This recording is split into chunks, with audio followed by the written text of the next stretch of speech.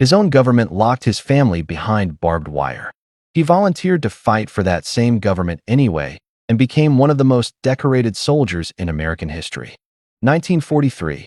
Thousands of Japanese-American families are imprisoned in internment camps across the United States, stripped of their homes and rights, simply for their ancestry.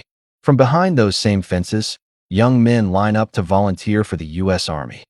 The 442nd Infantry Regiment was a segregated U.S. Army unit made up almost entirely of Japanese-American soldiers, many of whom volunteered directly out of internment camps where their own families remained imprisoned by the same government they were fighting for.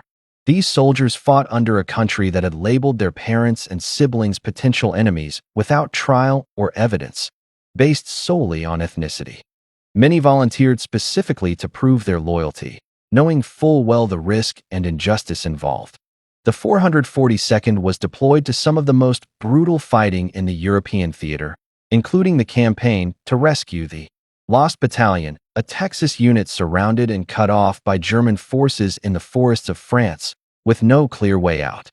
Fighting through dense forest terrain against entrenched German positions, the 442nd suffered devastating casualties, losing far more men than they rescued, but broke through and saved over 200 trapped American soldiers. By the end of the war, the 442nd Infantry Regiment became the most decorated unit for its size and length of service in the history of the United States military, earning over 18,000 individual awards for a unit of roughly 14,000 men who ultimately served.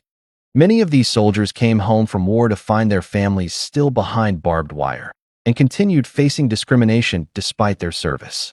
In 2010, the U.S. Congress awarded the 442nd the Congressional Gold Medal, decades after their sacrifice, finally recognizing what they had already proven on the battlefield. If this story moved you, follow for more untold true stories of history's real heroes.